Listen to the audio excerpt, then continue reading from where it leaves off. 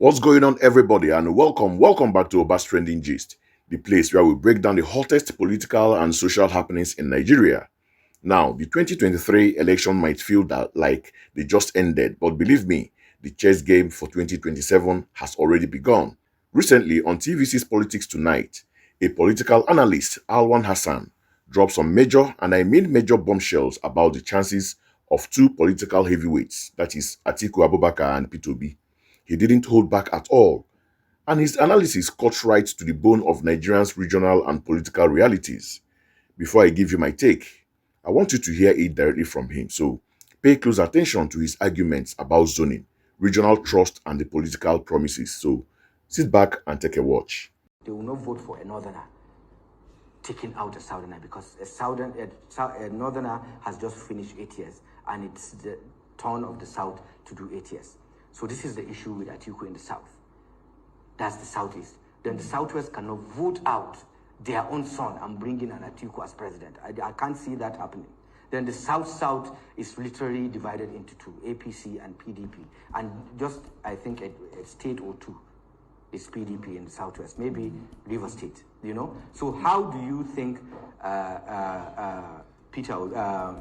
Atiku will win the south? So you think the APC still has an edge? Amechi cannot win River State for Atiku or himself because he did not win River State for APC in 2015 as a sitting governor. And I don't see him winning without power, if he couldn't win with power, you know? So, and then Peter Obi, if you're speaking about Peter Obi, if Peter Obi is the candidate, how do you think the North or Peter Obi's name will become a household name before 2027?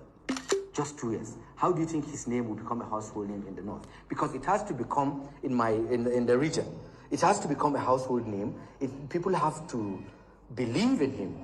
Believe in him in the sense that they will vote for him, stand and guide the votes, let the votes be counted before they leave. Who do you think in the northern Nigeria will do that for Peter Obi? The same Peter Obi that in an interview he was saying he wanted the northern Nigeria to trust him. In the same interview, he was celebrating bringing breweries to Anambra as an achievement. The biggest importer of alcohol is who wants to go to the northern Nigeria and say, vote for me as a president. That's funny now. And he says it is just one term to revive this country and turn around the fortunes of this country. Do you think Nigerians will buy it? He is lying now. We know he's lying. How do you know he's lying? Once he gets in, because he will not do it. Once he gets in, he will look for a second term. I'm telling you, Jumoke. Have we not heard from Jonathan? It did happen in Nigeria.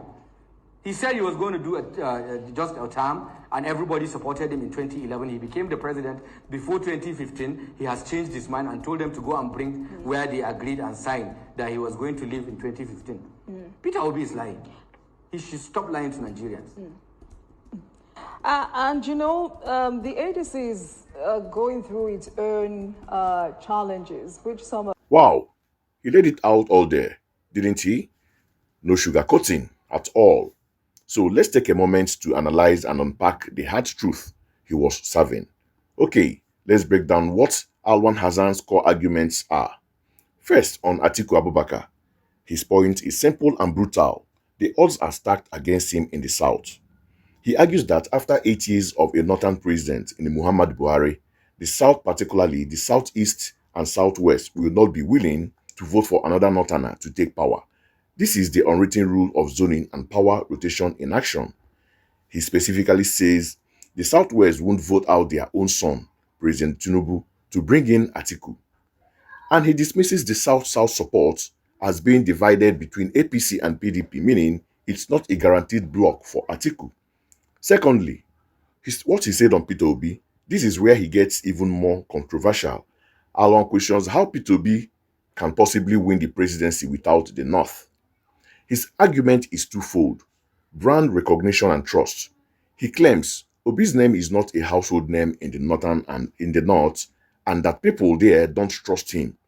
He questions who will stand and guide votes for Obi in the northern region. Cultural and religious messaging. This was a sharp jab. He brought up an old interview where Obi was supposedly celebrating bringing breweries into Anambra as an achievement.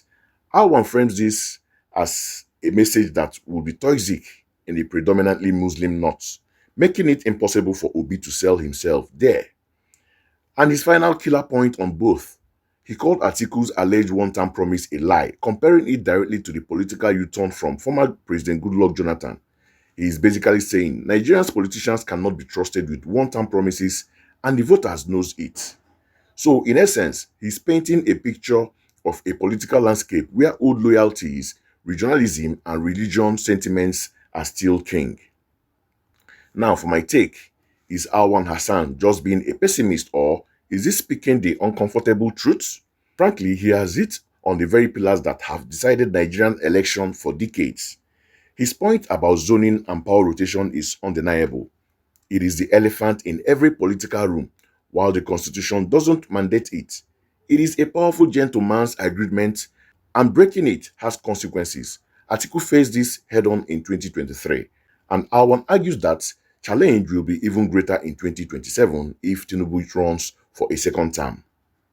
Now, regarding P2B and the North, Alwan's point about brewery is a classic example of political weaponization. You take a statement that plays well in one region and use it to damage a candidate in another. That is shrewd and frankly, a bit of low blow. However, where I think Alwan might be underestimating things is the obedience movement. That movement in 2023 proved that a candidate could transcend some of these regional and religious lines, especially with the youth. The question is, can that momentum be sustained?